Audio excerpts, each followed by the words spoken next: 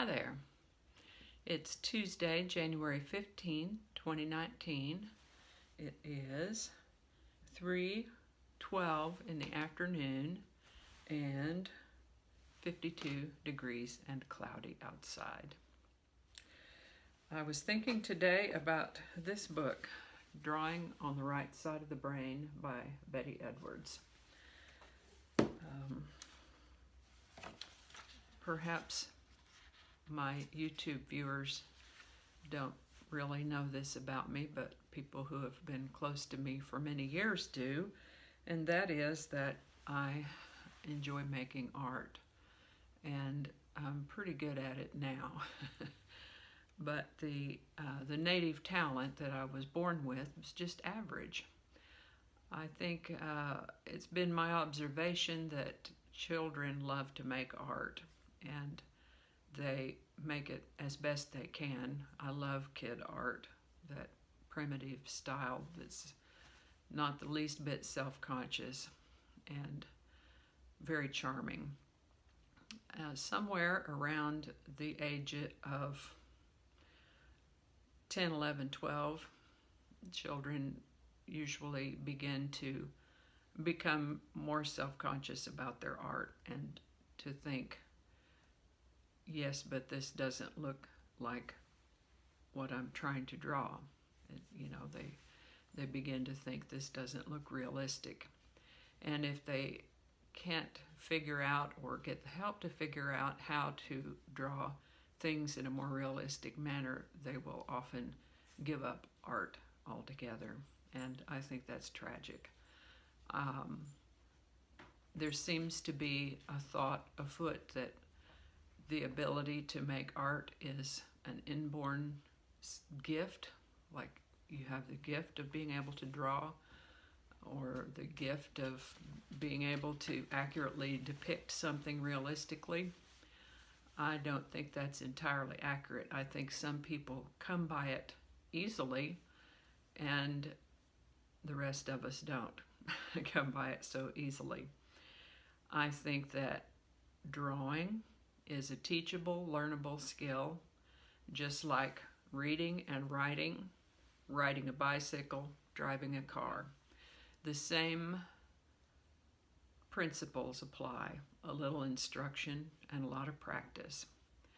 I don't know, well, I do know one person who was able to ride a bicycle the very first time he got on one, but the rest of us kind of have to wobble around and find our balance and figure out how to stay upright.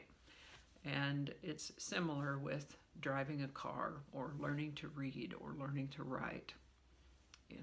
We have to get the bones of it down and then do a lot of practice to become comfortable with the process and to get good at it. And so it was with me and drawing, making art. And some years ago, I think both of my children had been born by this time, I discovered this book, Drawing on the Right Side of the Brain. This is a slightly later edition than the one that I started out with. My original copy of Drawing on the Right Side of the Brain has come completely apart in the binding and is in loose pages in a box somewhere. Hopefully I still have it.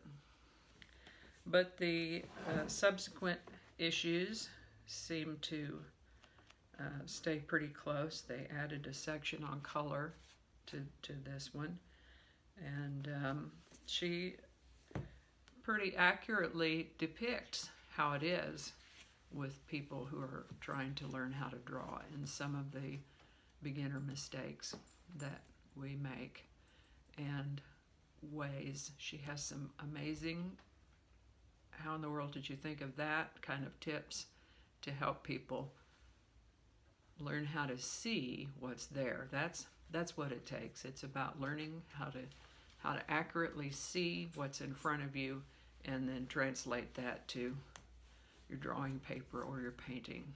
Yeah, learning how to see. That's what it's about. That's what it's about, learning how to draw. as we grow, we learn all kinds of symbols, like an 8-sided red figure means stop, and green means go, yellow means be careful. And there are all kinds of symbolic figures that represent a hand or a face. They're representatives, but they're not accurate depictions exactly. Emojis are representative of the things that they depict. And we understand enough about things to recognize, oh, that means that. You know, the emoji for a potato, or the emoji for a smile, or the emoji for clouds and rain. Those are symbolic depictions of those actual things. And what Betty Edwards does in this book is teach the student how to see accurately. And again, it's just a matter of a little instruction and a lot of practice. So perhaps we can go through this book in the days to come and improve our drawing skills a little bit. It made all the difference in the world to me. I went from an awkward wannabe artist. I stayed with landscapes for a long time because I was so sure I couldn't draw people. But after I went through this book, I could draw people. You may have seen in some of my other videos a pencil drawing that sits behind my red chair. That's a picture of my daughter when she was about 8. I appreciated the way the light came in from the side and shone through her cornea and cast a shadow at the edge of her iris, the way the light played across her face. And I was able to accurately convey that in that pencil drawing. The other art piece that you may often see when I'm in the red chair is a painting of turning leaves at night. And I didn't paint that one. That was an art for art exchange. Years ago, when I lived in Oklahoma City before Cooperstown, I was a member of a group called the Oklahoma City Art Association. I have no idea if they're still meeting, where any of the members that I attended with, where any of those folks are, but it was a very interesting group, and they would meet once a month, and members could bring examples of their art, and we would have someone come do a demonstration, and I met some pretty amazing artists in that group. One of them was a fellow named Tony Trammell, who did science fiction and fantasy illustrations, and just a regular down-to-earth guy. He was a mailman in his day job, and then he made these paintings at night. And he had done a turning leaf at night painting that I admired, and he had a little Down syndrome girl, and I could almost remember her name, but not quite. A little Down syndrome girl who was absolutely the light of his life. And one time when I think we were both at an art show, I don't remember if we were stationed right next to each other or not, but there she was, and she had gotten a little beaded bracelet that she was very proud of, and so I had my camera there, as I often did in those days, and she was showing me her bracelet with her hand outstretched like this, and Tony was behind her in a fairly deep shadow, and the foreshortening of her hand and her little bracelet, she was so proud of that bracelet, and I snapped a photo of her, and I thought, this would make an awesome painting, and it would just tickle Tony to pieces, and I bet I could ask him to exchange art for it. And so I began to work on that painting, big square format. I think it was 24 by 24. And I got the image drawn on there, and I got started painting it, and I got to a place, I actually got to the place where her hand was outstretched like this, and her face behind it. And I thought, oh, I need to do a study drawing to kind of kinesthetically get the way that hand is depicted on paper with the foreshortening. And so I did a study drawing of her face and hand. And I made a decision when I went to do that study drawing to do it on good quality paper as if it were going to be a finished work of art. That way you have the attitude of do your best work. And I did. And when I got done with that drawing, the part of the drawing that I needed to study, I thought, oh my gosh, this is it. This is the one. This is the one.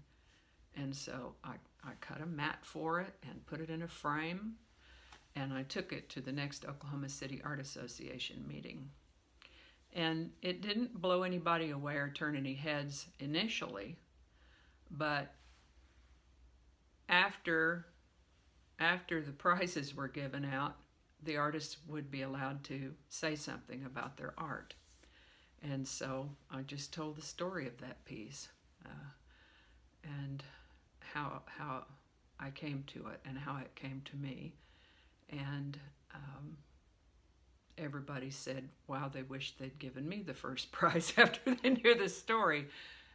Art has to stand on its own 2 feet, though. But sometimes knowing the story makes a difference also. Anyway, as we were all ginning up to leave the meeting that night, what is she barking at? Oh boy, she's growling. There must be a dog fixing to walk by outside. Check that right outside, young lady. When she growls and runs at the same time. So we're all ginning up to leave the meeting that night, and I said, wait, Tony, this is for you. This is yours. And he said, oh my God, I can't afford that. And I said, yes, you can. I know what I want. Remember that night painting with the turning leaves? And he said, yeah, but I sold that ages ago. And I said, I'm sure you did, but I'm pretty sure you know how to paint another one. And so that's the painting I got, the night painting with turning leaves, with the bonus addition of a fairy. So, art for art. He took it home and his wife cried, and if they're still alive, I'm sure they still have it. So, anyway, all of that was possible because of drawing on the right side of the brain. So, we won't start with this video, but going forward, we'll take some exercises from this book. And some of them seem pretty strange. It's like, yeah, but how's that going to help me draw better? Well, what it does is it helps you see exactly what is actually there. That's how. So, thanks for watching. Hey, make today so awesome that yesterday gets jealous. Thanks for watching. Give me a thumbs up if you liked it, and see you next time.